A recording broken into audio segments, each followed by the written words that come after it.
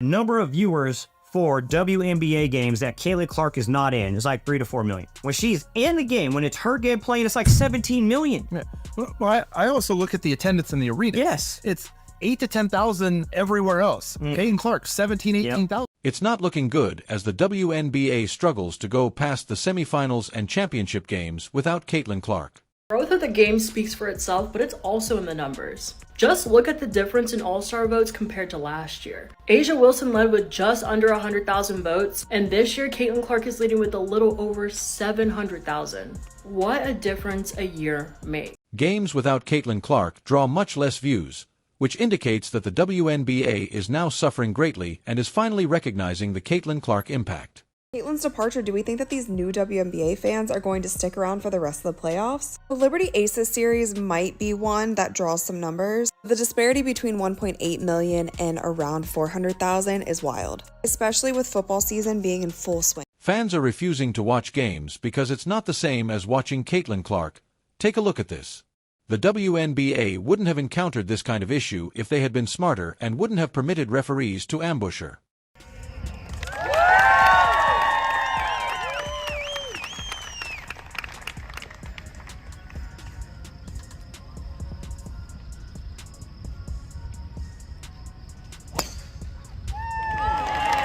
Clark went to play golf, and judging on the number of spectators, it's safe to assume that the WNBA would have grown significantly if Caitlyn had been in the playoffs at the time.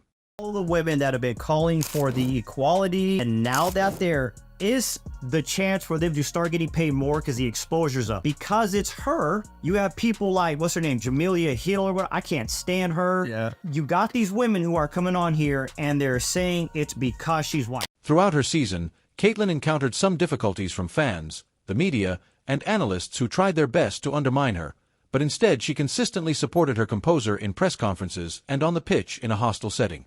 Caitlyn dominated the league, and experts and fans looked like this, using every justification they could, trying to put this generational talent down under the sun.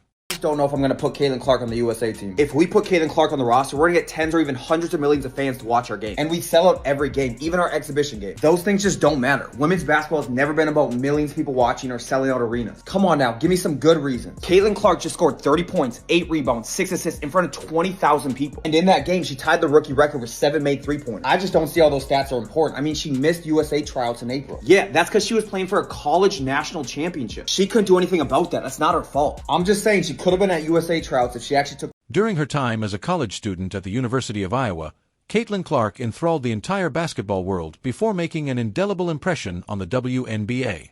Not only were her NCL performances outstanding, but they were also revolutionary, changing the rules of collegiate basketball. She was well known for her explosive scoring and long three-point shooting. Clark frequently gave incredible performances that stunned fans, coaches, and analysts. But now that Caitlyn Clark is out, and again, like I said, she brought a whole new fan base. And I'm not going to say it was one race or another or one type of person. I believe that all different types of people really started embracing Caitlyn Clark. Female, male, black, white, young, old. Caitlyn Clark is just a superstar. That's what happens when you have a star. Fans who had followed Caitlyn from Iowa were eager to see how her game would translate to the professional level when she entered the League of Stars. And they weren't let down every time she took the court because she gave a performance that lived up to all the excitement that had surrounded her entry into the WNBA. This season, they were the most watched team in the league. An average of viewership, 1.1 million viewers each game in the regular season. Other games listed to this paled in comparison, drawing just about 394,000 viewers on average. Beyond the figures, it's one thing for a player to dominate on her own, but what really made Caitlyn stand out was her ability to improve her teammates. Her court vision allowed her to create opportunities that many other players simply wouldn't see, and her leadership on the floor helped lead the team to several crucial wins throughout the season. Even as a rookie, Caitlyn Clark was frequently the player her team looked to in clutch moments, and she almost always delivered. It became evident that Caitlyn Clark wasn't just a fantastic young player. She was already one of the most influential players in the WNBA. The amount of attention she brought to her games from fans and the media was unparalleled, and the WNBA soon realized that Clark had the potential to become the league's face. Okay, since Caitlyn has joined the WNBA, we've now earned enough money for every single team to fly private. So if we put her on the team, we're gonna be able to fly private all the way to Paris and back. We have been fighting for private flights for so many years in women's basketball, but I mean, we can go back to commercial. That's something the league has been asking for so long. And now Caitlyn has literally given that to us. All right, I made my decision. Okay, good, so you're gonna put her on the team. The world's gonna be so excited. Caitlyn Clark has brought us millions of fans, hundreds of millions of dollars, and private flights, but at the end of the day, that's just not. The Indiana Fever appeared to be a team on the rise for a large portion of the season. With Clark leading the team, their fan base, which had increased dramatically throughout the season, was optimistic that the Fever would be able to establish themselves in the playoffs. The team had all the ingredients for a deep playoff run. I'd just like to say congratulations to Caitlyn Clark, #1 player on the planet right now. Let's go ahead and do this game today. You got your hands full. You're probably nervous because it's senior day.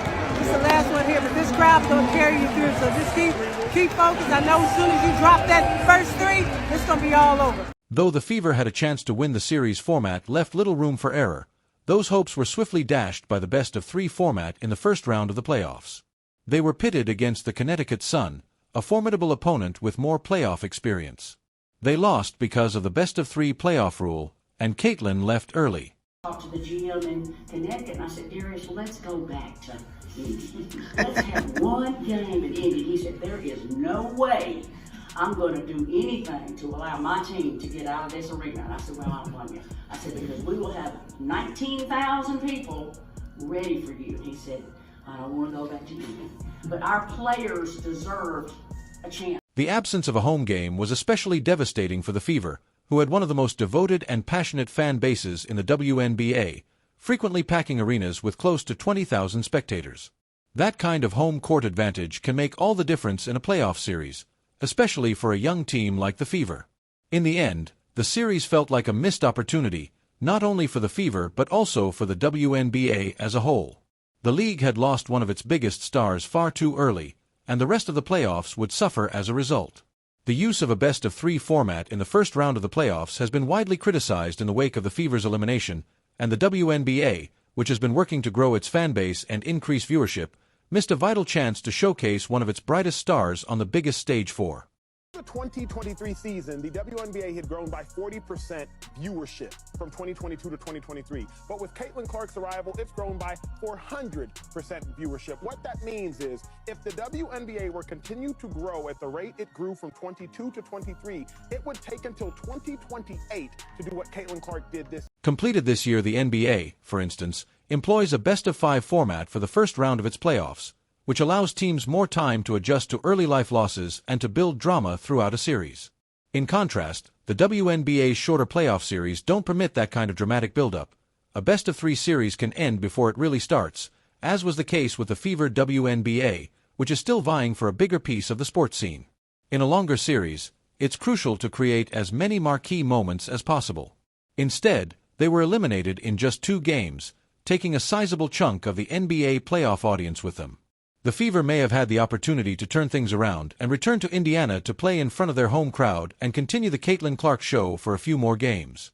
Things that this group accomplished that, a lot of people probably didn't think was possible, one, to start the season, and 2, after the start we had to the season. So, yeah, it'll definitely be probably a little weird for me over the course of the first couple weeks, and then I'm sure I'll get bored and pick up a basketball again, so... Caitlyn Clark's exit from the playoffs had an immediate impact on the WNBA's viewership numbers during the regular season. In large part, this was due to Clark's performances, which made her the main draw for many casual viewers who may not have followed the league before. However, once the Fever subsided, those viewers started to tune out, and the numbers showed that even marquee matchups with other stars like A'ja Wilson and Breanna Stewart couldn't sustain the same level of fan interest they were watching for Caitlyn Clark, and their interest waned without her. Noise that I don't really listen to, honestly, because I'm in season. I have other things that we need to worry about than what other people have to say. I have a scout, I have 11 other minds on my team and in my locker room that we got to make sure that we're on the same mindset. So I really can't give you the best answer on that because I really don't pay any attention. The WNBA has long struggled to compete with other major sports leagues in terms of television ratings and media attention, and Clark had given the league a much-needed boost with her on-court performances and growing media presence. However, with her out of the picture, the WNBA was once again confronted with the reality of its smaller niche audience. The decline in viewership after her departure is a wake-up call for the league. Hey, I'd just like to say congratulations to Caitlyn Clark, #1 player on the planet right now. Let's go ahead and do this game today. You got your hands full. You're probably nervous because it's senior day. It's the last one here, but this crowd's gonna carry you through. So just keep focused. I know as soon as you drop that first three, it's gonna be all over. The WNBA had been making progress in recent years, gradually growing its fan base and garnering more media attention, but the abrupt loss of one of its biggest stars and the ensuing decline in fan interest has demonstrated just how delicate that momentum can be. This decline in viewership isn't just about losing one player. It's also about losing the momentum that Clark had built throughout the season. I feel like after the break, I still don't think she's dominating, but she's a different player than she was in the first half of the season.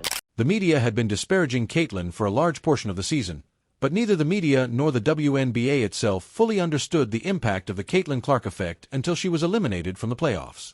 While Clark was playing, millions of people watched her play, and social media was ablaze with videos of her best moments. But when she wasn't, the difference was obvious.